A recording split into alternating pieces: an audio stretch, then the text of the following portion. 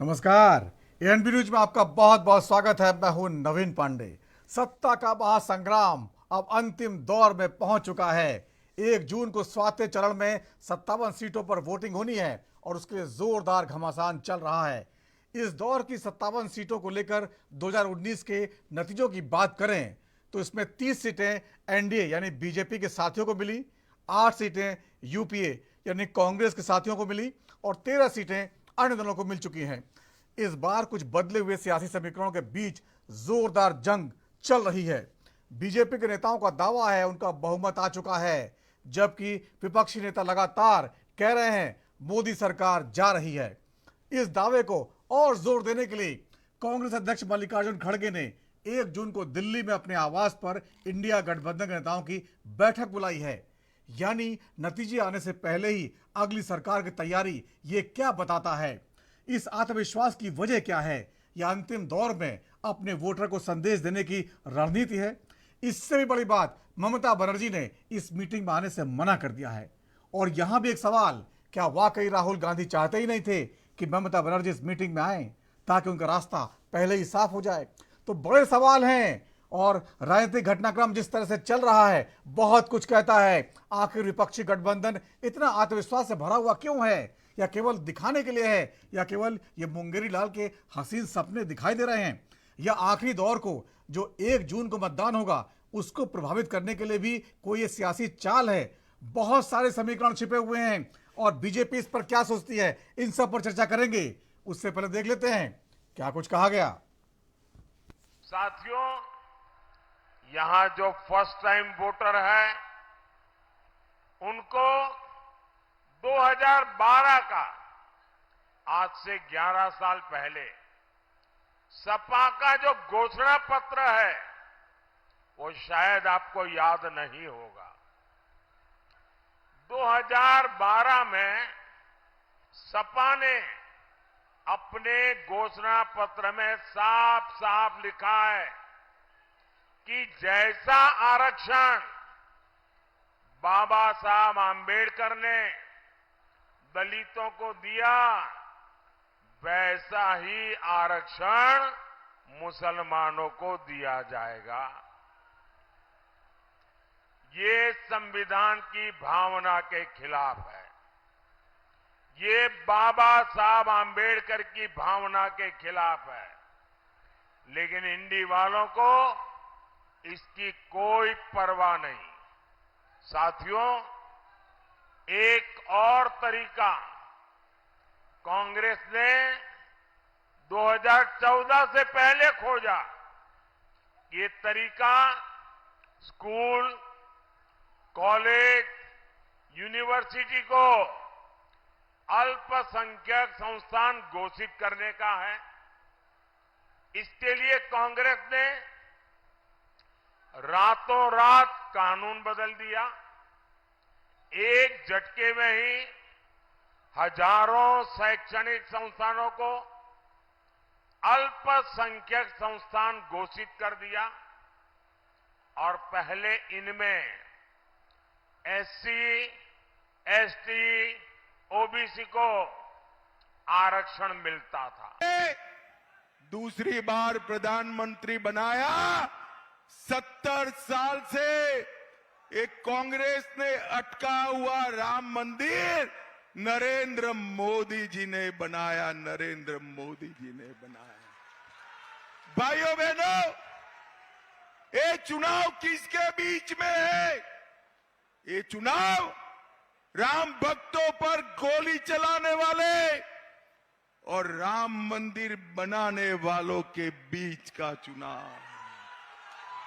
सलेमपुर वालों, मुझे बताओ, राम भक्तों पर गोली चलाने वाले समाजवादी पार्टी और कांग्रेस को वोट दे सकते हैं क्या? जोर से बोलो, दे सकते हैं? राम मंदिर बनाने वाले नरेंद्र मोदी जी को प्रधानमंत्री बनाना। ये उन्होंने पता है क्यों कहानी निकाली है? ये परमात्मा वाली। क्योंकि चुनाव के बाद जब वही ईडी के लोग नरेंद्र मोदी से अदानी जी के बारे में पूछेंगे तो नरेंद्र मोदी कहेंगे मैं नहीं जानता, परमात्मा ने कहा था। ये जो लोग हार रहे हैं, हारने के बाद उनका व्यवहार बदल रहा है, उनकी भाषा बदल रही है, उनका जो बोलने का तरीका है वो बदल रहा है, और यहाँ तक कि देश के प्रधानमंत्री, उनका जो आत्मविश्वास है वो भी उत्तर प्रदेश आते आते लड़खड़ा गया है। और उसका परिणाम यह है कि उनके बातें भी लड़खड़ाने वाली आ गई हैं। तो लगातार हमले और पलटवार देखा आपने किस तरह से पिछले 50 दिन में चुनाव पूरी तरह से बदल चुका है, और कई दौर में तो लगता है कि चुनाव पलट भी रहा है, अंडर करंट चल रहा है। क्या है पूरी कहानी, पकड़ में क्यों नहीं आ रहा चुनाव, इन सब मुद्दों पर चर्चा करेंगे। कांग्रेस के कॉन्फिडेंस का राज क्या है, 1 जून को जब आखिरी दौर का मतदान हो रहा है उसी दिन बैठक बुलाने की जरूरत क्यों पड़ी, ममता बनर्जी का इंतजार क्यों नहीं किया, 2 तारीख को बुला लेते, 3 को बुला लेते, 4 को तो नतीजे आ ही रहे हैं। उससे पहले बैठक की रणनीति क्या है, क्या दांव चला जा रहा है, क्या कुछ होने वाला है, और सबसे बड़ी बात क्या वाकई को अंडर करंट चल रहा है, इन सब मुद्दों पर चर्चा करेंगे। हमारे साथ खास मेहमान जुड़े हुए हैं, हमारे साथ जुड़े हैं अमित तिवारी, नेता बीजेपी का, आपका बहुत बहुत स्वागत है। स्वामीनाथ जायसवाल जी, प्रवक्ता कांग्रेस के, आपका बहुत बहुत स्वागत है। आनंद त्रिपाठी, राजनीतिक विश्लेषक के तौर पर जुड़े, आपका बहुत बहुत स्वागत है। स्वामीनाथ जायसवाल जी, बहुत ही आज का शो जो है कांग्रेस पर केंद्रित है, सवाल बहुत सोच समझ के जवाब दीजिएगा। आरोप प्रत्यारोपों से अब हम लोग बहुत आगे बढ़ चुके हैं, बहुत बार आप वो सब बातें कर चुके हैं रिपीट, और लगातार जनता सुन चुकी। कुछ नया बताइए। 1 जून को खड़गे जी ने बैठक बुला ली है, आपको जानकारी जरूर होगी। ममता बनर्जी ने इनकार कर दिया है, मैं बैठक में नहीं आऊंगी। पहला सवाल, 1 जून को ही बैठक क्यों बुलाई जब आखिरी दौर का मतदान चल रहा होगा? 2 को बुला लेते, अगर बहुत एकता की बात करनी थी, रणनीति बनानी थी, तो क्या राज है, क्या बताना चाहते हैं आप लोग? देखिए, जिस तरह से समीकरण आज जनता का विश्वास इंडिया गठबंधन को मिल रहा है, तो हमारे जो समीकरण है उसको बैठाने के लिए जरूरी है कि हम लोग का जो जनता का विश्वास मिला है उस मैंडेट को कैसे समेटा जाए, भ्रष्टाचार और लूट ना हो, जिस तरह से सुनने को कई जगह आ रहा है। कई जगह कई लोग कैसे मत डाल रहे हैं, कहीं दरवाजा बंद कर दिया जा रहा है, कहीं क्या हो रहा है, छुटपुट घटनाएं बहुत सारे देखने को मिला है। एक समीकरण अपना जो माइंडेड है जनता का, आप देखे होंगे नवीन जी, जिस तरह से माननीय प्रधानमंत्री जी का भाषा का प्रयोग जो किए, एक उस पद पर बैठकर ऐसा कोई प्रधानमंत्री नहीं बोला थोड़ी होगा आप कि चर्चा मुजरा करिएगा, करेंगे। भाषा में थोड़ी चर्चा करेगा, उसमें तो रणनीति बनाएंगे ना, किसको साथ लेना है, तो किसको छोड़ना है, प्रधानमंत्री कौन बनेगा, ये सब तय होगा ना। वही रणनीति के लिए बैठक हो रहा है, उस बैठक का रणनीति का मापदंड तय किया जाएगा, और हम 4 तारीख को पूरा जनता के विश्वास के साथ, वो जिस तरह से माननीय प्रधानमंत्री जी कह रहे थे कि मुजरा करने, इंडिया गठबंधन के लोग मुजरा करेंगे, तो इस तरह का भाषा, वोट के लिए मुजरा करेंगे, तो शायद प्रधानमंत्री जी को इसका अनुभव होगा कि मुजरा करते होंगे, तो इस तरह का भाषा का प्रयोग करते हैं प्रधानमंत्री। देश के लोकतंत्र के सबसे बड़े उच्च पद पर बैठा हुआ इंसान जब मुजरों की बात करता है, किसी को डराता है कि हेलीकॉप्टर से उतरोगे तो अरेस्ट हो जाओगे 4 तारीख के बाद, तो इस तरह का डरा धमका कर आप वोट लेना चाहते हैं। फिर वही मुद्दा, इन लोग के पास कोई एजेंडा, कोई अमित शाह जी देखे सलेमपुर में क्या बोल रहे थे, राम मंदिर, राम को तोड़ा, ये बहुत लोग थक चुके। राम प्रभु का मंदिर बन गया, सुप्रीम कोर्ट बनवा दिया, उसका जो जय जयकार होना था हो चुका। अब नए ढंग से आप जो एजेंडा लेके 2014 से पहले आए थे, नौकरी 2 करोड़ देंगे, 15 लाख खाते में, न महंगाई की बात न कोई, इसी एजेंडे पर सरकार बदल रही है। लोग जिस तरह से अग्निवीर योजना से परेशान हमारे युवा, आप देखे होंगे। देखिए स्वामीनाथ जी, जयराम रमेश जी कह रहे हैं कि हमारे 272 आ चुके हैं, हम तो सरकार बनाने जा रहे हैं। पवन खेड़ा जी कह रहे हैं कि बीजेपी तो बुरी तरह हार रही है। शशि थरूर कह रहे हैं दक्षिण में पूरा साफ है। जब इतना भरोसा आप लोगों को है, कह रहा हूं, और 4 तारीख को भी मैं बताऊंगा कि हम उत्तर प्रदेश, देखिए उत्तर में हाफ और दक्षिण में बीजेपी साफ हो चुकी है। ये देखिए, आप उंगली पे आंकड़ा गिनिए। उत्तर प्रदेश में हम जहां माइनस चल रहे हैं तो वहां प्लस हो रहे हैं, हम वहां जीत रहे हैं, बिहार में जीत रहे हैं, राजस्थान में जीत रहे हैं जहां पूरा थे, हरियाणा पूरा जीत रहा है, दिल्ली में जीत रहे हैं, और जहां आपका गढ़ था गुजरात में कुछ जीत रहे हैं, मध्य प्रदेश छत्तीसगढ़ में 8-8 सीट जीत रहे हैं। तो ये इनका समीकरण यानी गड़बड़ हो गया, तब एक गारंटी दे रहे हैं, और इनका गारंटी इसलिए फेल हो गया। माननीय प्रधानमंत्री जी सुदेव वंश से संकल्प पत्र पर कोई चर्चा नहीं किए। भाई हम न्याय पत्र का चर्चा कर रहे हैं, लक्ष्मी गृह लक्ष्मी योजना 1 लाख रुपया, 8,500 रुपया खटाखट खाते में जाने का, युवाओं को नौकरी 30 लाख खटाखट मिलने का, और उनको सब्सिडी 8,500 रुपया MA और बीएड बच्चों को खटाखट उनके खाते में जाने का बात कर रहे हैं। 25 लाख यानी मेडिकल सब्सिडी श्रमिकों को, और मनरेगा में 4,00,400 रुपया देने का बात हम टकाटक कर रहे हैं। लेकिन माननीय प्रधानमंत्री जी मंगलसूत्र से शुरू किए, पाकिस्तान से शुरू किए, शहजादे पट के शहजादे से प्रभु श्री राम पे शुरू किए, सनातन पे शुरू किए। अरे भाई सनातन भी टिके रहते, सनातन धर्म के आप अनुयायी है आप ही, तो कम से कम गौ कसी वाले से तो 250 करोड़ रुपया चंदा नहीं लेते जो गौ कसी वाले। तो इसी मुद्दे पर जनता समझ गई कि नकली सनातनी बनने वाले हिंदू के नाम पर एक कोलोनाइज कर जिस तरह से ठग विद्या मुसलमान हिंदू, ये पाकिस्तान से तो इनका प्रेम है। पहला प्रधानमंत्री देश का होंगे कि नवाज शरीफ को पहले अपने जीतने के बाद आमंत्रित किए थे पाकिस्तान का, उनको आमंत्रण पत्र दिए थे। सब बातें कह दी आपने, सब बातें कह दी।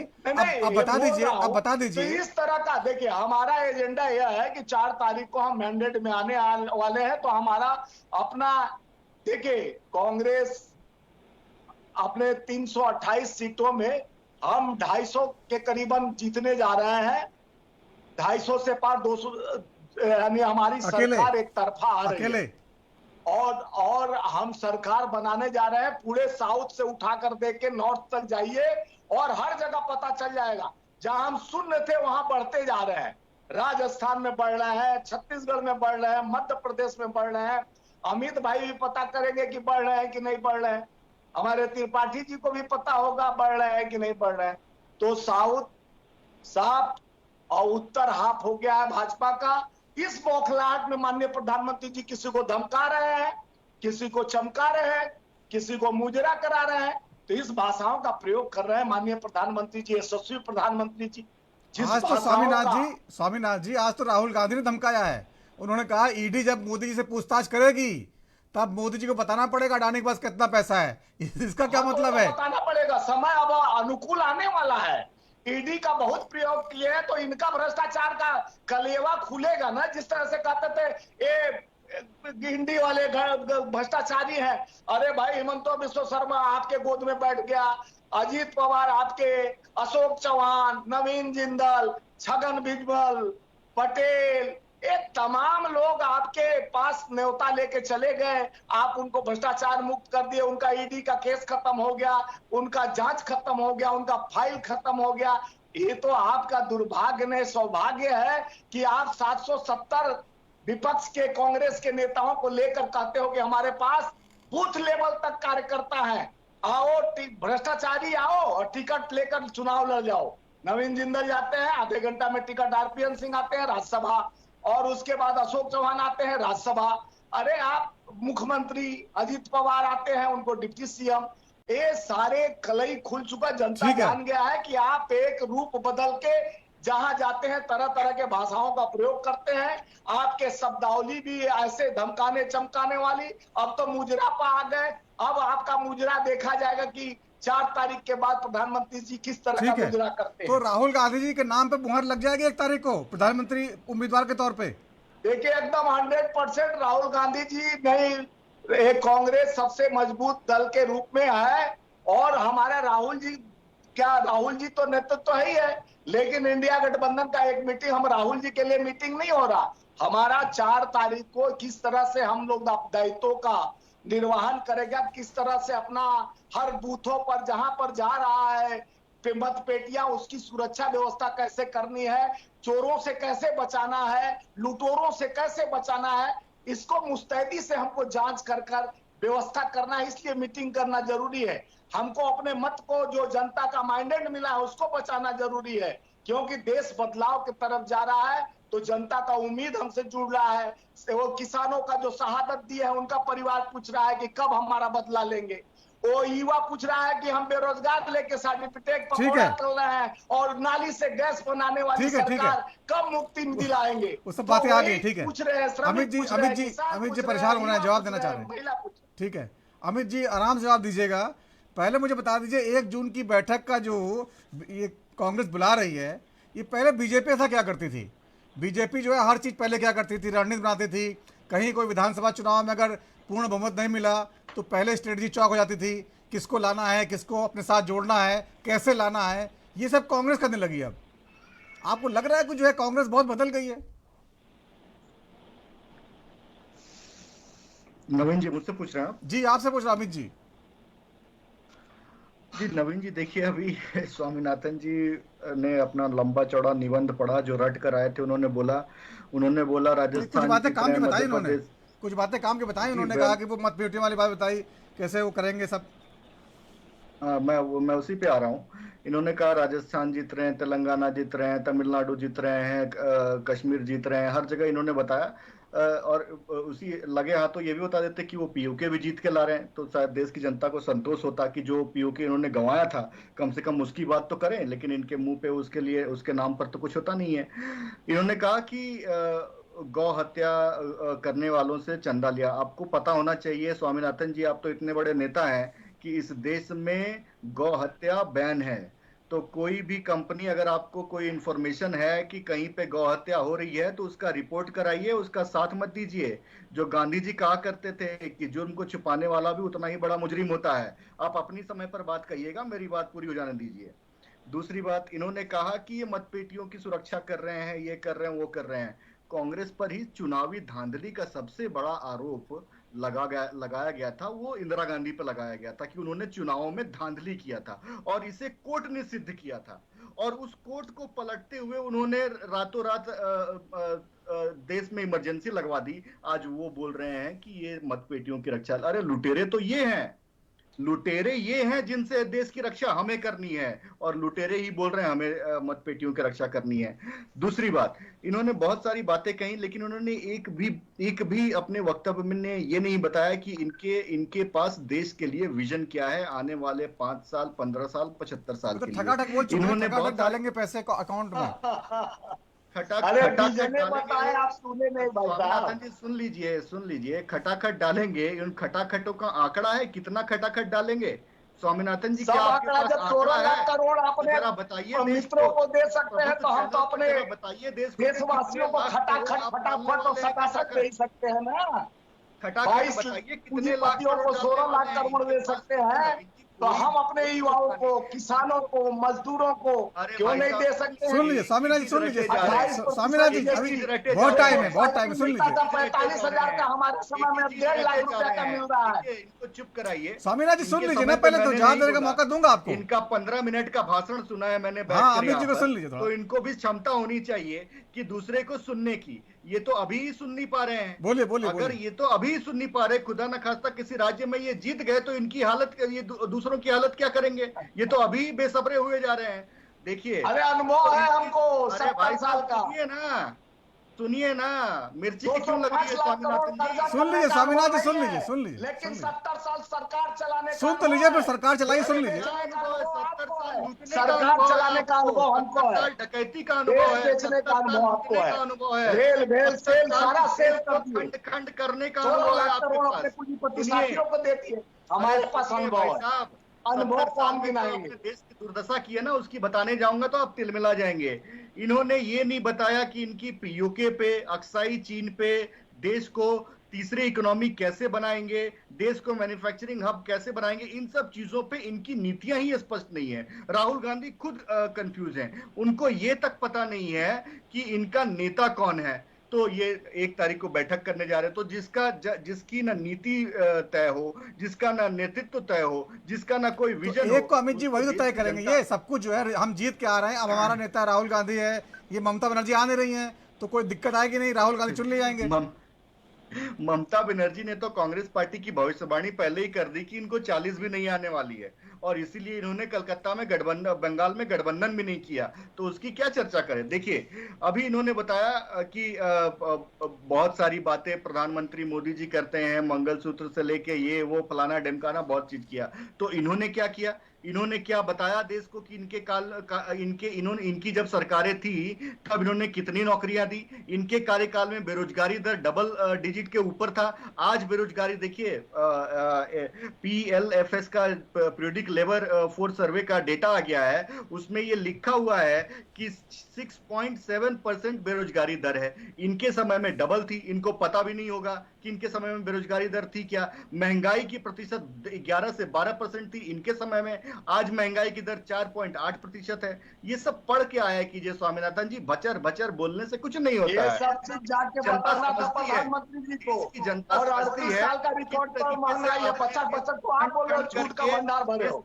38 साल का रिकॉर्ड पर महंगाई है, 200 रुपया किलो तेल मिल रहा है, 100 रुपया लीटर पेट्रोल डीजल खाते, महंगाई नहीं है। आपकी महंगाई भौजाई लगने लगी, हमारी महंगाई तो आपको लुटाने का काम है। सुन लीजिए स्वामीनाथ जी, सुन लीजिए, आऊंगा आपके पास, आऊंगा, जवाब लूंगा आपसे। स्वामीनाथ जी जवाब लूंगा। मोदी जी बचर बचर बोल रहे हैं, अमित शाह बचर बचर। अरे तो आप अपनी बारे में बोलिए ना, अपनी बारे में बोलिए, अभी आपकी बारी है। मोदी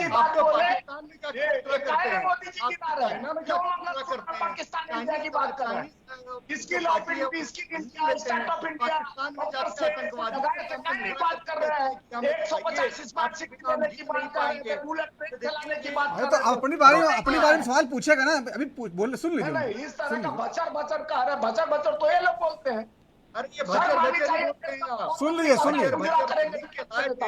वो आपने उगल दिया। सुनिए स्वामीनाथ जी, सुनिए। बातें निकली ना, आपसे देश के बारे में स्पष्टता निकली ना, अपने देश के बारे में, देश का के लिए विजन क्या होगा वो निकला आपके मुंह से। तो निश्चित तौर पे जब ये सब नहीं रहेगा तो बचर बचर ही होता है। ये सब देश की जनता इकोनॉमिक्स जाने, आप जाके और प्रधानमंत्री को इकोनॉमिक्स का ही नहीं मालूम है, नहीं मालूम है। वो क्या पता है जो नाली से गैस निकालते हैं?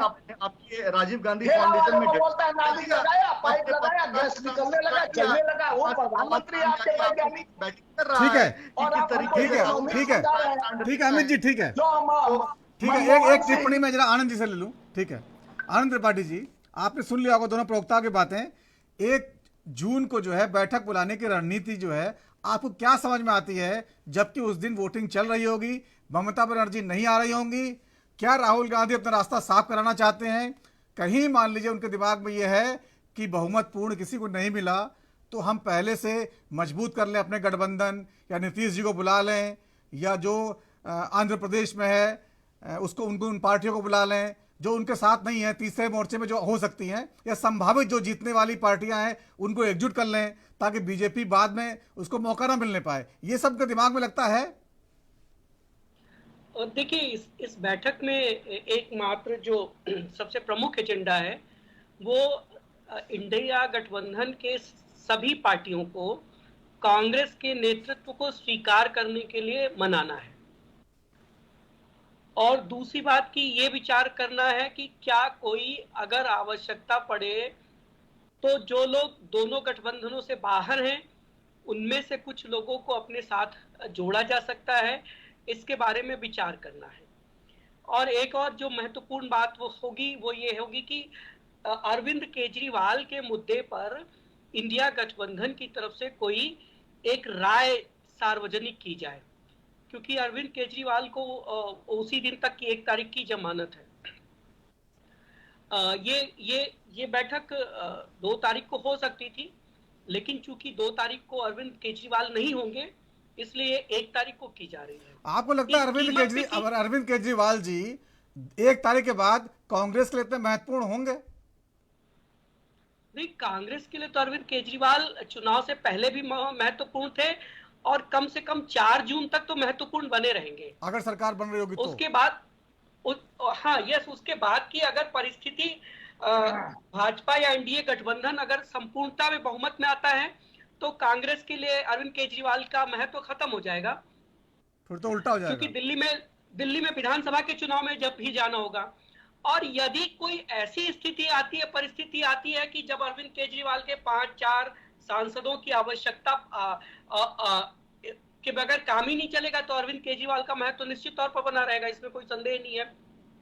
आपको लग रहा है तो कहीं ना कहीं ये इतना कॉन्फिडेंस जो दिखा रहे हैं, ये लग रहा है कि कुछ है अंदर खाने चल रहा है जो बीजेपी नहीं पकड़ पा रही है? अब ये दूसरा सवाल है ना। देखिए, मैं इस बात पे अगर मेरी राय आप जानना चाहेंगे तो आप देखिए कि 2019 के चुनाव में भी जो विपक्ष के लोग थे, राहुल गांधी ने अपनी अध्यक्षता में ही यूपीए की बैठक बुलाई थी चुनाव परिणामों से पहले, और उसमें बाकायदे तय किया था कि कौन प्रधानमंत्री बनेगा, कौन गृह मंत्री बनेगा, वित्त मंत्री कौन बनेगा, इसकी सार्वजनिक तौर पर सूचनाएं मौजूद हैं। तो उसी तरह की बैठक है, लेकिन इस बार एजेंडा यह है कि राहुल के नेतृत्व को एक्सेप्टेबिलिटी दिलाना, क्योंकि अभी तक राहुल एक्सेप्ट नहीं कर रहे थे कि वो नेतृत्व कर रहे हैं इस गठबंधन का। तो अब चूंकि चुनाव समाप्त हो गया, कांग्रेस शुरू से कोशिश कर रही थी कि चुनाव राहुल वर्सेस मोदी ना हो, इसलिए राहुल एक्सेप्ट नहीं कर रहे थे कि वो नेतृत्व कर रहे हैं इंडिया गठबंधन का। लेकिन चूंकि 1 तारीख को चुनाव खत्म सही है, तो इसलिए वो तो हो गया आनंद जी, वो तो हो गया। राहुल वर्सेस मोदी तो हो गया, हर जगह राहुल गांधी बोल रहे हैं मैं ईडी बुला दूंगा, ईडी पूछताछ करेगी मोदी जी का, इतना बड़ा स्टेटमेंट दे दिया। कांग्रेस ही चाह नहीं रही थी ना। आप ये देखिए कि जब भी राहुल से पूछा गया वो एकदम झटक किया करते थे इवन। लेकिन इसीलिए मल्लिकार्जुन खड़गे का प्रस्ताव ममता बनर्जी ने जो दिया था उसे भी नकार दिया कांग्रेस ने, क्योंकि राहुल के रास्ता तो बचा के रखना था। तो उसी को मूल रूप से एक्सेप्टेबिलिटी दिलानी है, ये सबसे बड़ा है। और दूसरा, अरविंद केजरीवाल को का भी इसकी सहमति है 1 जून में। इस कीमत पर अरविंद केजरीवाल को आगे बढ़ाया जा रहा है कि ममता बनर्जी अलग हट रही हैं। ममता बनर्जी को ये पता है कि ये बैठक क्यों बुलाई गई है, इसलिए वो यहाँ आने को तैयार नहीं है। जबकि 1 तारीख को ममता बनर्जी अगर 1 घंटे के लिए दिल्ली आ जाएंगी तो कोई बड़ी आफत नहीं आ जाएगी, लेकिन वो नहीं आ रही है क्योंकि उन्हें पता है कि इस मीटिंग का एजेंडा क्या होना है। ममता बनर्जी अपना ऑप्शन खुला रखना चाहती हैं, कल को मोदी के साथ जाने का मौका मिले जा सकती हैं वो। ये नहीं, वो धमका रही है इंडिया गठबंधन को सीधे सीधे कि अगर आप हमें महत्व तो नहीं देंगे जिसका मैं अधिकारी हूं, तो मैं कुछ भी कर सकती हूं, मैं स्वतंत्र हूं। ये उनकी अपनी पॉलिटिकल वो है, चालें हैं जिसको वो चल रही हैं। लेकिन इंडिया गठबंधन के बाकी लोग ममता बनर्जी के आगे झुक नहीं रहे हैं। इससे आप देखिए कि राहुल और कम्युनिस्ट का जो एक गठबंधन बना हुआ है वो ममता बनर्जी के शर्तों पर चलने को तैयार नहीं है। वो ये इस बात को तैयार है कि ममता बनर्जी अगर अलग जाना चाहे तो जा सकती है, अगर बहुत आवश्यकता पड़ेगी तभी वो ममता बनर्जी को मनाने जाएंगे। कुल मिला के बहुत समीकरण उलझ जाएंगे अगर किसी को बहुमत नहीं मिला। एक छोटा सा ब्रेक लेता हूं, ब्रेक के बाद लौटेंगे तो चर्चा को आगे बढ़ाएंगे।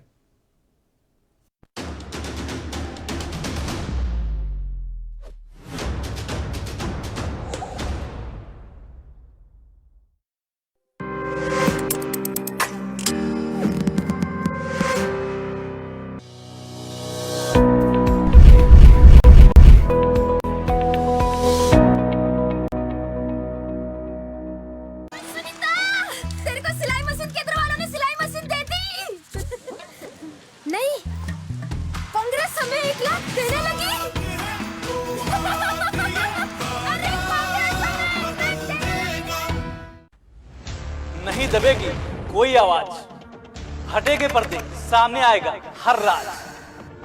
वो छिपाते हैं हकीकत, उनकी सच्चाई सामने लाते हैं हम, इसीलिए एनबी न्यूज पर भारत को है नाज।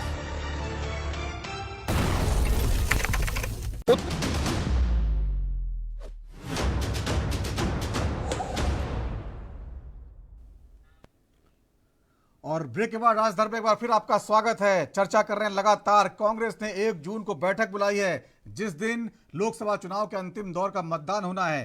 क्या है उनकी रणनीति और क्या चल रही है इस बीच? आखिरी 57 सीटों के लिए घमासान जारी है। हमारे साथ चर्चा में शामिल हैं अमित तिवारी जी, बीजेपी के नेता हैं, स्वामीनाथ जायसवाल जी कांग्रेस के प्रवक्ता हैं, आनंद त्रिपाठी जी राजनीतिक विश्लेषक के तौर पर हैं।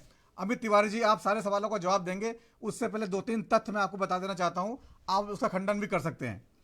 एक तथ्य ये जो मीडिया में निकल के आ रहा है, ये तो आप जानते हैं नीतीश कुमार जी मोदी जी के नॉमिनेशन में नहीं आए थे। अब इसको किस तरह देखा जाए वो अलग बात है। उन्होंने कहा था मैं बीमार हूं। महाराष्ट्र में अजीत पवार पिछले 3 दिन से रैलियों में नहीं आ रहे हैं। राहुल गांधी, जो खबर बताने जा रहा हूं ये कल मीडिया में देखेंगे आप। राहुल गांधी, कैम की रिकॉर्ड है, कैमकॉम जो डिजिटल मीडिया पर नजर रखता है, राहुल गांधी के जो लाइक्स हैं डिजिटल मीडिया पे वो मोदी जी की तुलना में 3 गुने बढ़े हैं पिछले 15-20 दिन में, 3 गुना बढ़े हैं। और तब जबकि मोदी जी का जो फॉलोवर है उनके कई गुना ज़्यादा हैं, बावजूद इसके जो लाइक्स हैं और जो फॉरवर्ड हैं ज़बरदस्त तरीके से बढ़े हैं। कुछ ना कुछ तो जो है हुआ है, अमित तिवारी जी मानिए, और हो सकता है कि मोदी जी कवर कर लें, आप लोग कवर कर लें, लेकिन चीज़ें ज़मीन में बदल रही हैं। नहीं नवीन जी, अगर देखिए, अगर ऐसा लगता है कि सोशल मीडिया पे सब कुछ करने से सरकारें बनाई जा सकती हैं, बिगाड़ी जा सकती हैं, मोदी जी यही तो लोकप्रिय थे ना कि सोशल मीडिया पे दुनिया के सबसे ज्यादा ओबामा के बाद जो है सोशल मीडिया फॉलोवर है उनके, इतनी लोकप्रियता है और साबित होती भी थी वो। तो अब राहुल गांधी जी को मिल रही है तो वो भी तो उसके बराबर तोला जाएगा ना। जी देखिए, आम आदमी पार्टी ने अभी हाल फिलहाल के इलेक्शंस में विधानसभा के उन्होंने एक इंस्टाग्राम स्टार को उन्होंने अपना बनाया था कैंडिडेट, उसके भी बहुत फॉलोअर्स थे, लेकिन क्या हुआ, जमानत जब्त हो गई। तो ऐसी चीजों को सोशल मीडिया पे अगर सरकारें, ठीक है आप नहीं मानेंगे मुझे पता है, लेकिन जो है बाकी जवाब सोशल मीडिया पे, जी सोशल मीडिया पे अगर सरकारें बनती हैं, बिगड़ती हैं, देखिए प्रधानमंत्री मोदी जी के फॉलोअर्स हैं, लेकिन उनको जमीन पर भी कितने लोग जाकर वोट देते हैं ये भी देखिए। अभी स्वामीनाथ जी बोल रहे थे कि हम ये 330 सीटों पर चुनाव लड़ रहे हैं और बोल रहे हैं कि हम 200-250 के ऊपर जाएंगे। तो इनका 2014 का स्ट्राइक रेट कितना था? 9%। इनका 2019 का स्ट्राइक रेट कितना था? 12%। और वहां से ये बोल रहे हैं कि ये 95% तक स्ट्राइक रेट में पहुंच जाएंगे। तो ये अगर ये इनकी कपोल कल्पना में ये जीना चाहते हैं तो ये जिए, इसमें हमें कोई दिक्कत नहीं है। लेकिन मैं एक महत्वपूर्ण बात आपको बताना चाहता हूं कि आज जो कांग्रेस कर रही है, वो 1 जून की बैठक को लेकर हम यहाँ डिस्कशन कर रहे हैं, कांग्रेस जो आज कर रही है उसका भाजपा से कोई लेना देना नहीं है। ये इन क्षेत्रीय दलों में अपनी राजनीतिक पकड़ को बनाने के लिए कर रही है। क्यों कर रही है मैं आपको बताता हूं। देखिए, जो जातिवाद की राजनीति थी, ये क्षेत्रीय दलों की राजनीति थी, आज वो लेकिन कांग्रेस के मैनिफेस्टो में है। जिस तरीके से हार्डकोर मुस्लिम अपीजमेंट और मुस्लिम तुष्टीकरण, ये भी क्षेत्रीय दलों की राजनीति थी, आज वो कांग्रेस के मैनिफेस्टो में है। कांग्रेस पहले क्या करती थी, अगर शाहबानो के केस पर उसने एक मामला पलटा तो उधर राम मंदिर का ताला खुलवा रही, एक बैलेंस बनाकर चला करती थी। लेकिन हार्डकोर चीजें भी आज वो अपने मैनिफेस्टो में अगर दे रही है तो ये क्षेत्रीय दलों के एजेंडे को अपने हाथ में ले रही है। किस हिसाब से उन्होंने एक्सट्रीम लेफ्ट का एजेंडा, जो कि वो लोग कहते थे कि जो प्रॉपर्टीज का रीडिस्ट्रीब्यूशन वगैरह वगैरह, वो भी इनके मैनिफेस्टो में है। कास्ट सेंसस का मुद्दा, जातिवाद का मुद्दा भी क्षेत्रीय दलों का हुआ करता था, आरजेडी, एसपी, बीएसपी इन जैसे दलों का, वो भी इनके मैनिफेस्टो में है। और मुस्लिम रिजर्वेशन टाइप हार्डकोर मुस्लिम जो मुद्दे कहेंगे अपीजमेंट के तौर पे, वो भी, हेलो जी आ रही है आवाज, बोलिए। जी वो भी इनके मैनिफेस्टो में है। तो किस तरीके से ये क्षेत्रीय दलों के में अपनी राजनीतिक पैठ को बनाना चाहती है। और इसके आगे शरद पवार ने ये कह दिया कुछ दिन पहले कि क्षेत्रीय दलों को अब कांग्रेस के साथ विलय कर लेना चाहिए, क्योंकि उनकी नीति और कांग्रेस की नीति में अब ज्यादा कोई फर्क रह नहीं गया। तो देखिए, इनकी सीटें तो आने वाली है नहीं, इनकी 40 से भी कम सीटें आने वाली हैं।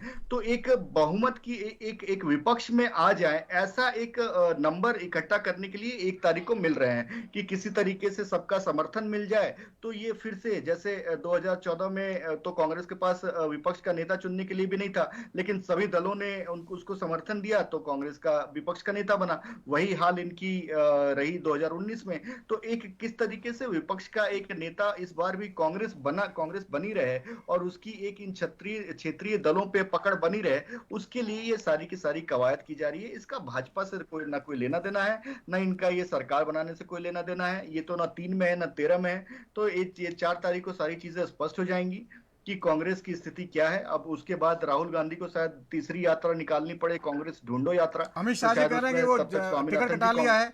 अमित शाह जी कह रहे हैं टिकट कटा लिया, एक बैंकॉक जा रहे हैं, एक इटली जा रहे हैं। हाँ, तो स्वामीनाथन जी को शायद उसका प्रभार भी मिल जाएगा कि उनका ट्रैवल पूरा मैनेज करें, तो शायद वो ये भी उनमें बिजी हो जाएंगे।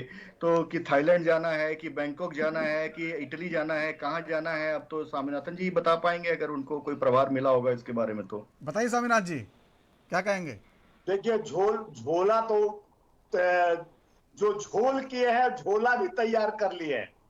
कहते थे कि हमको अरे 60 आप दिन कहाँ देखो लेके तो जा रहे चौराहे हैं, पर बुला तो के बता हमको दीजिए राहुल मारना। गांधी को।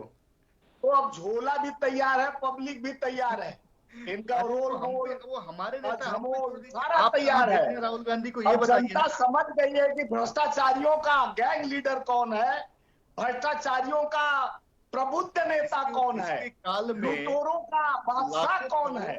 रुपए के मोदी जी घोटाले हुआ करते थे। जिस तरह से मोदी जी सारे भ्रष्टाचारियों को अपने बगल में बैठाकर 1,70,000 करोड़ का चुम्मा चुम्मा दे कर रहे हैं, इलू इलू कर रहे हैं।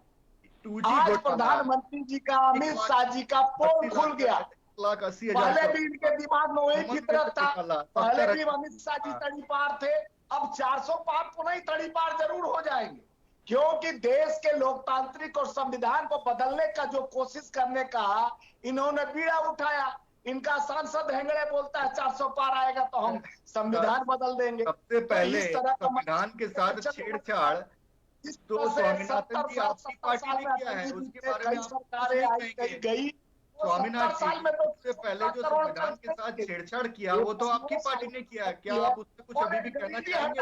की बात करते हैं 2014 के पहले का आंकड़ा देख ले, क्या 80 करोड़ लोग सुन लीजिए अमित जी, सुन लीजिए फ्री जवाब में दीजिए। दीमक का राशन देते हैं, और ये तो कहते हैं 80 करोड़ को फ्री में राशन देता हूं, अपने बाप घर से लाकर कोई राशन देता है। देश के कोई क्यों सुनेगा? संविधान पे बैठ के, देश की अगर ये लोकतांत्रिक व्यवस्था पे बैठ के झूठ बोलते हो। सुनने का धैर्य रखते हैं पहले भी पोलियो नहीं हटाते हम लोग, तो पोलियोग्रस्त स्वामीनाथ जी, कई बार स्वामीनाथ जी वो कह रहे हैं कुछ नया बोलिए। रोज आप एक ही बात क्यों बोलते हैं, कुछ नया बताइए ना आज नहीं, के। हम नया बोल रहे हैं। जिस तरह से अमित शाह को टिकट का पता चल गया है कि कौन कहां जाना, तो ये मोदी जी का टिकट पता लगा है कि कहां लैंड करेंगे। आप ही के कार्यकर्ता बता के जाते हैं, जो लोग आपके दल में हैं वही लोग ये अफवाह उड़ा रहे 40 हैं। साल तक बन के खाया हूँ, एक जंगल में रहा हूँ मैं। पहले पठान का बेटा था, पहले उनका बेटा था, पहले मैं ये करना चाहता था। अब तो मोदी जी मुजरा करने के लिए तैयारी कर रहे हैं। अब अमित जी इस साल में मुजरा करेंगे, झुमका बजाएंगे। झुमका गिरा रे बरेली के बाजार में, क्योंकि इस भाषा चाइना के सामने मुजरा किया था तभी तो 1.5 करोड़ मिला ना आपको। प्रधानमंत्री बौखलाए हुए हैं। जो चाइना के सामने आपने मुजरा किया तभी तो 1.5 करोड़ मिला ना राजीव गांधी फाउंडेशन में, वरना अपने कैसे इसका बात कर रहे थे, महंगाई पर चर्चा।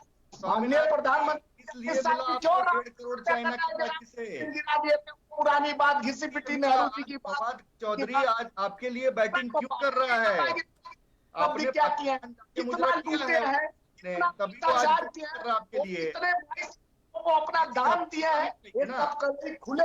अमित जी सुन लीजिए, अमित जी बीफ का सुन लीजिए, धंधा सुन बंद लीजिए। हो गया।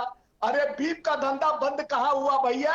आपके नेता बोलते हैं गोवा में बिक रहा है, आपके किरण रिजिजू का खाते हैं, कहते हैं हम तो खाते हैं और सनातन का भजन गाते हैं और झूठ तो कम से कम मत बोलिए, झूठ तो कम मत डालिए, मत बोलिए। झूठ की राजनीति छोड़ दीजिए, जनता आपको सबक सिखा रही है। तीसरी बार झूठ की राजनीति अब तो छोड़ दीजिए। किससे लिया साथ उठते बैठते सोते उठते हर समय झूठ बोलते रहते हैं। 8.5 करोड़ लेकर राजनीति का बंद कर देना चाहिए स्वामीनाथन जी, थोड़ी सी शर्म कीजिए, थोड़ा सा किया है। शर्म कीजिए और झूठ बोलना बंद कीजिए। प्रधानमंत्री जी झूठ बोलना बंद कीजिए स्वामीनाथन जी। प्रधानमंत्री जी चलिए ठीक है अमित जी, ठीक है साल में क्या किए, ठीक है साल में क्या किए? ठीक है स्वामीनाथन 10 जी। साल में कितने स्मार्ट सिटी बनाए? 10 साल में कितने में आप बुलेट ट्रेन चलाए? 10 साल में स्किल ऑफ इंडिया क्या यार, स्टार्टअप इंडिया क्या किया? स्किल इंडिया हर चौक ठीक है स्वामीनाथन जी, स्वामीनाथन जी ठीक है, सुन लेते हैं। 9,27,000 प्राइवेट नौकरी दिए, संस्था में 30 लाख नौकरी खाली पड़ा हुआ है, अब नौकरी नहीं देते हैं। आप काहे नहीं कर रहे हैं नौकरी? यहाँ पे बैठ के टाइम पास कर रहे हैं। ठीक है सीमा ठीक है स्वामीनाथन जी, आनंद जी, अमित जी ठीक है। आनंद त्रिपाठी जी, नौकरी कीजिए ना। आनंद त्रिपाठी जी, आपने दोनों प्रवक्ताओं की बातें सुनी, अगर बचा हुआ है लेकिन मेरा जवाब नहीं मिला। आपने मैंने पूछा था नीतीश कुमार जी जो है मोदी जी के नॉमिनेशन में नहीं आए, बीमारी का बहाना बनाया। अजीत पवार जी जो है पिछले 3 दिन से रैलियों में नहीं पहुंच रहे हैं। राहुल गांधी जी की जो फैन फॉलोइंग है, कैम कॉर की रिपोर्ट है, 3 गुनी बढ़ चुकी है। आपको लगता है जमीन पे कुछ है, या केवल हो सकता है उत्तर प्रदेश में आपको ना दिखाई देता हो, लेकिन बाहर जो है राहुल गांधी जी आ रहे हैं दावे के तौर पे?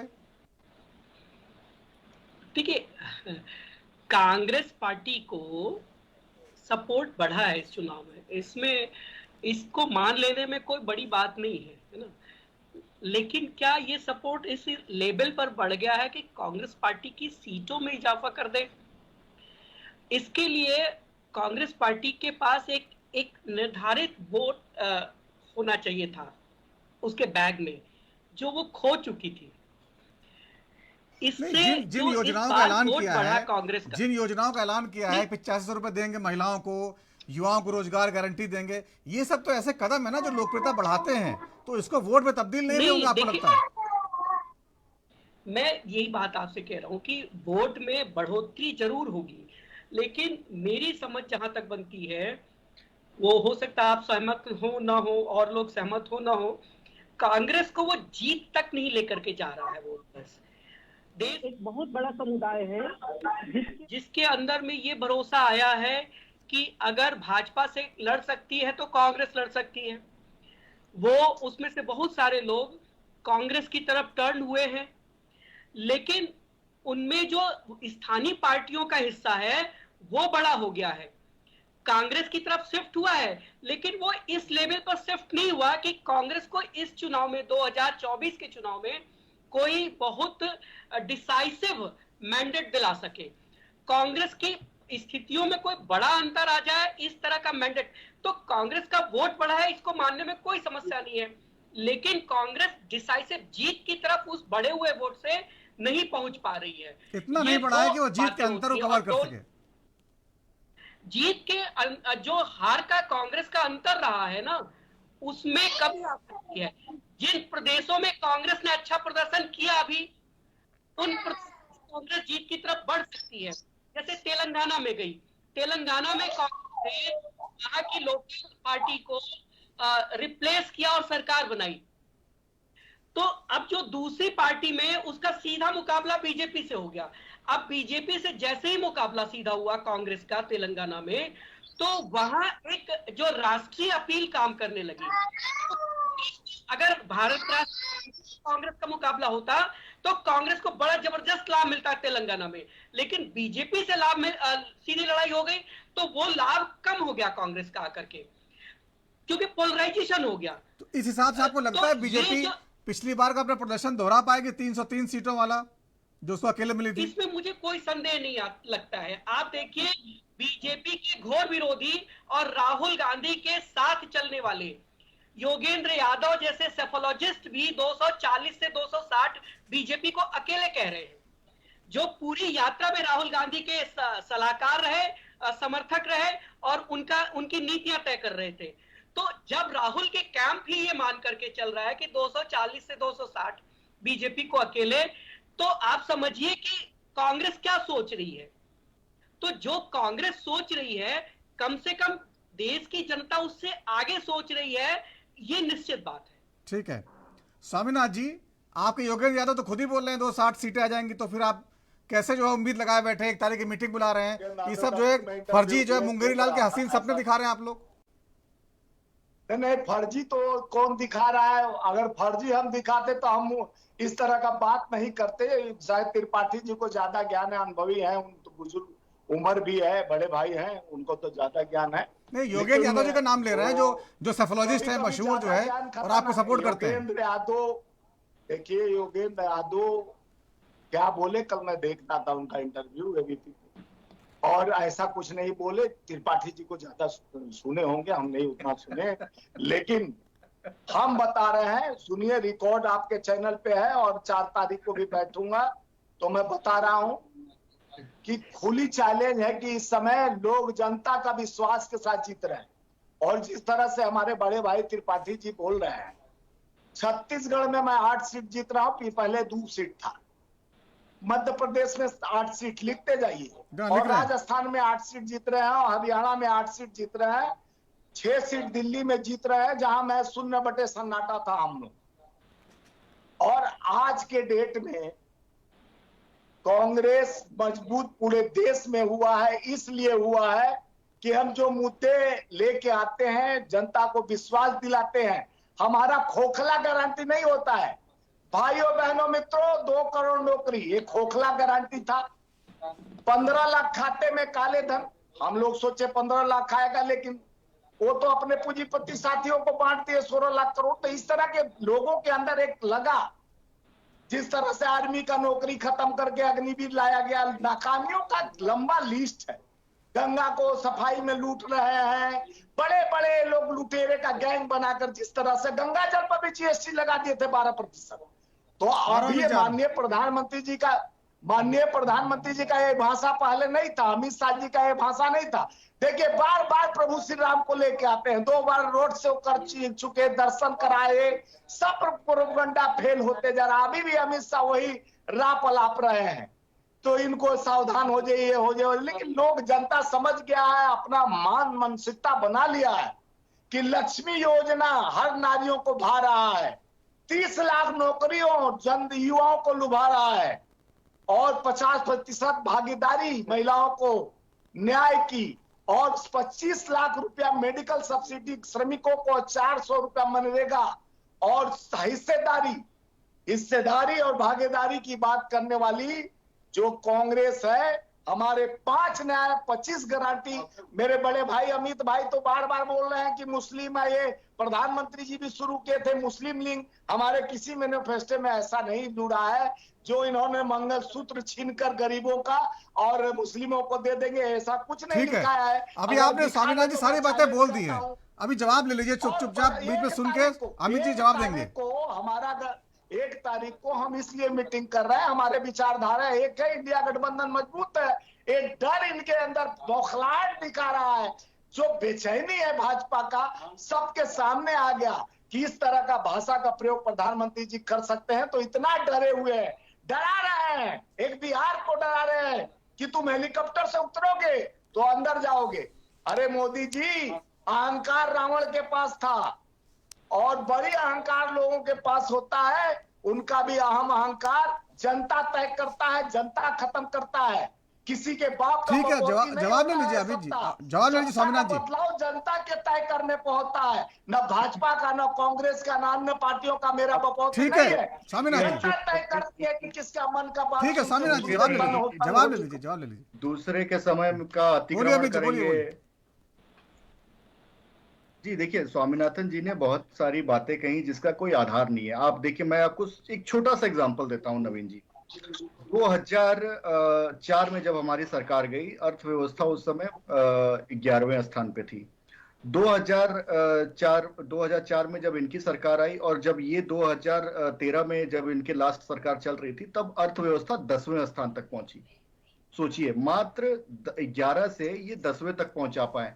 पर हमने इस 10 साल के कार्यकाल में 10 से लेकर जो अर्थव्यवस्था हमें 10वें स्थान पे मिली थी, आज हम उसे 5वें स्थान तक पहुंचा पाए हैं, प्रधानमंत्री मोदी जी के नेतृत्व। एक कई बार गिरा चुके भाई, दूसरा कोई बात फिर ये डिस्टर्ब करेंगे, सुन तो लीजिए पहले, सुन लीजिए। ये बात तो से रट रहे हैं, इकोनॉमिक इनका इतना फ्रॉड कर रहा है। अरे वो बताइए कि 38 साल का रिकॉर्ड पर महंगाई है कि नहीं? जो आप बाइक खरीदने जाते थे 45,000 का, आप 1.5 लाख रुपया का मिल रहा है। जो आप पेट्रोल खरीदने जाते थे 40 रुपया का, आप 100 रुपया का मिल रहा है। ठीक है, जवाब तो ले लीजिए, जवाब ले लीजिए ना स्वामीनाथन जी, जवाब ले लीजिए, जवाब ले लीजिए। 300 रुपया का गैस देने के बाद ये बात कहिए ना कि गरीबों को कितना सुविधा पहुंचाए हैं, कितना महंगाई से। आप जवाब तो ले लीजिए स्वामीनाथन जी, जवाब ले लीजिए। में तो आप लोग मास्टर और आता हमारे मनमोहन सिंह से बड़ा शास्त्री कोई भाजपा में है तो इनको मिर्ची लग रही है जब पता चल रहा है कि इनकी धोती खुलने हो जाता है। सुन तो लीजिए, फिर एक तरफा हो जाएगा ना, सुन लीजिए। जाने के बाद भारत में स्टार्टअप नहीं खत्म किए, नौकरी नहीं खत्म किए, और आप तो नौकरियां खत्म कर दिए प्राइवेट जी। थोड़ा सा उसके बाद महंगाई, हम इकोनॉमिक में इतना आगे बढ़ रहे हैं। अगर आप चाहते हैं, ठीक है, जवाब दे रहे हैं आपको स्वामीनाथन जी, जवाब दे रहे हैं, जवाब दे, सुन लीजिए। आप इनसे चर्चा आप करती रहिए, इनसे चर्चा आप करते रहिए। मैं निकलता हूं, ऐसे भचर भचर बिना सर पैर की बात की जवाब मैं नहीं दे सकता। आपको नमस्कार, इनके साथ आप चर्चा करते रहिए। धन्यवाद। जवाब दीजिए अमित जी, बोलिए। नहीं, ये किसी को बोलने ही नहीं देते। हाँ स्वामीनाथन जी सुन लीजिए, किसी को बोलने नहीं देते। जहां इनको लगता है कि इनकी धोती खुलने वाली है, ये बचर बचर करने लगते हैं। नहीं, आप सुनेंगे, इस तरीके की बातें करते हैं। बोलिए। ये भचर भचर वाला बात मत किया तो कीजिए, देखिए, थोड़ा इन्होंने- शब्द और संस्कार अब है मैं कि नहीं? आता हूं, देखिए फिर अच्छा, बोलने अच्छा, लग तो आप रहे हैं। गए, फिर बोलने लग गए। चलिए ठीक है, आप मतलब जवाब दीजिए, जवाब कोई दीजिए। नहीं इसमें, जो मुझे जो व्यक्तिगत अपने टिप्पणी जवाब विरोधी को नहीं सुन सकता वो जनता की क्या सुनेगा, इसी से स्पष्ट होता है नवीन जी। देखिए, वही मैं बता रहा था कि जब इन्होंने अर्थव्यवस्था 2014 में हमें 10वें स्थान की दी, हमने उसे 5वें स्थान पे पहुंचाया प्रधानमंत्री मोदी जी के नेतृत्व में, और अगले 5 साल में हमारा यह लक्ष्य है कि उसे हम 3रे स्थान पे पहुंचाएं।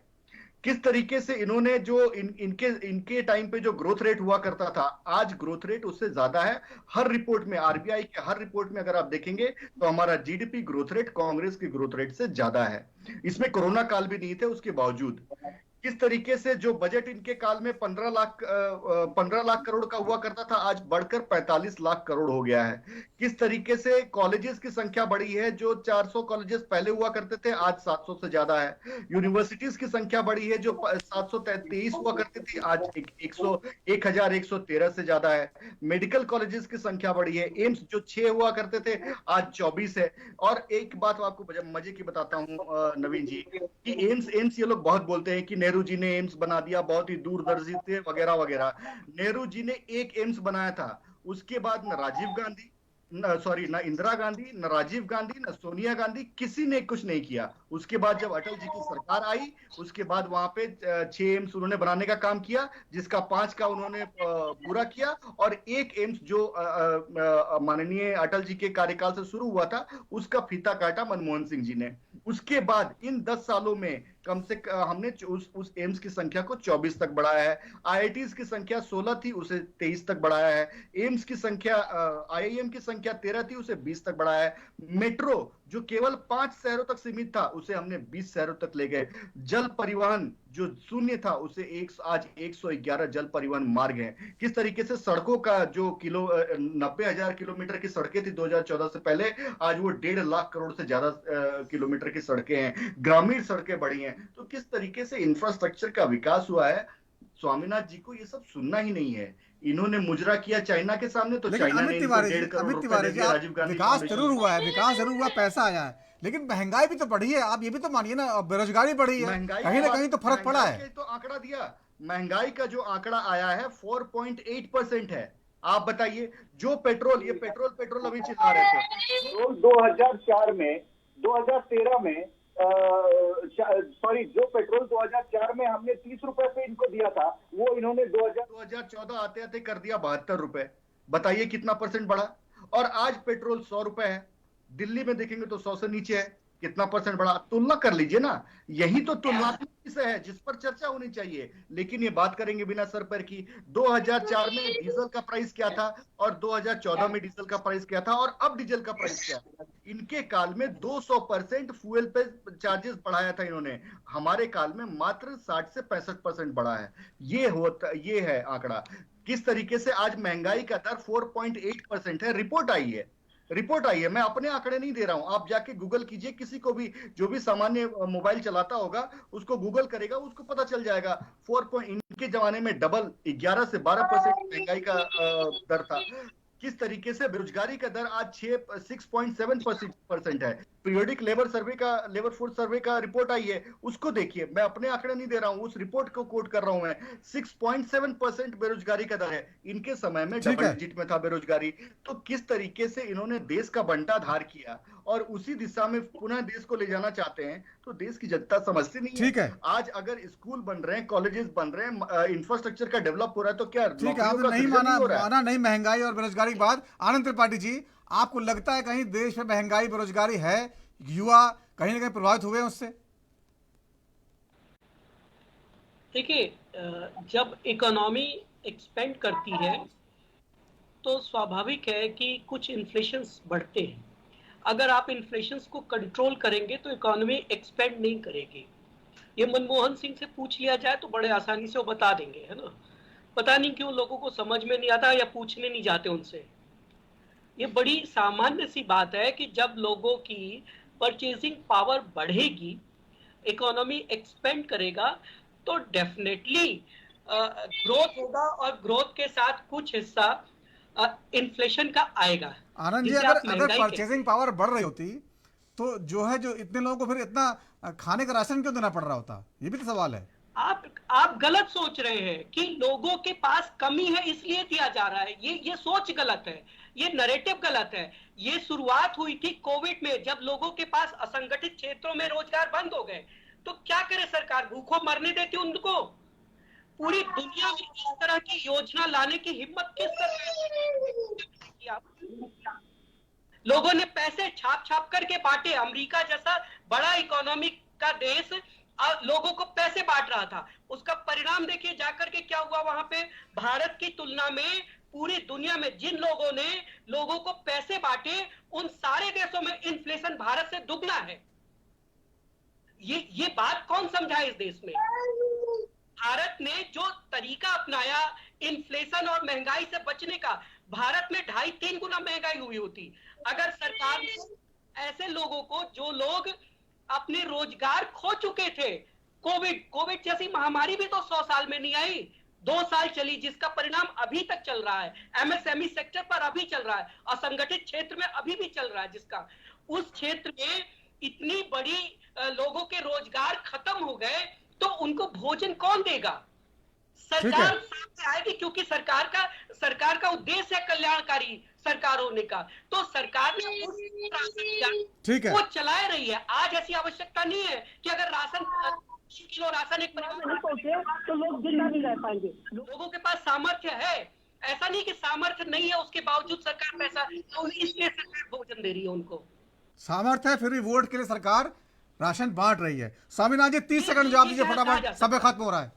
स्वामीनाथ जी, देखिए जिस तरह से त्रिपाठी जी गिना रहे थे, इनको तो लगता है 25 साल के युवा 44.8% बेरोजगारी दर चल रहा है, और जिस तरह से इनको बेरोजगार नजर नहीं आता है, देश पे बना रहे हैं, तरक्की कर रहे हैं, लेकिन कर्ज भी तो डुबा रहे हैं। 254 लाख करोड़ कर्ज हो गया, और क्या जरूरत था कि 16 लाख करोड़ अपने पूंजीपति विद्यार्थी भी ये जान सकता है 80 करोड़ को तो राशन दे रहे हैं। ठीक है, समय खत्म हो गया। स्वामीनाथ जी, आप लोगों को बहुत बहुत धन्यवाद चर्चा में शामिल होने के लिए। तो राजदर में आज इतना ही, वक्त छोटे से ब्रेक का है। ब्रेक के बाद भी खबरों का सिलसिला जारी रहेगा। नमस्कार।